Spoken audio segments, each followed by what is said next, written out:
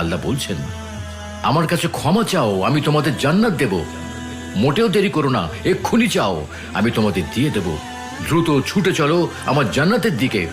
আমার জান্নাত পৃথিবীর মতো এত ছোট কিছু নয়, এত সংকীর্ণ নয় যে তোমাকে সেখানে গাদাগাদি করে থাকতে হবে, বায়ু দূষণের শিকার হতে হবে। আমার জান্নাত এত প্রশস্ত, 7 আসমান আর জমিন জুড়ে তার বিস্তৃতি। আমার এই জান্নাত তাদের জন্য যারা আমাকে ভয় করে, আবার আমার অনিঃশেষ রহমতেরও আশা করে। আমার জান্নাত নশ্বর পৃথিবীর মতো ক্ষণস্থায়ী নয়।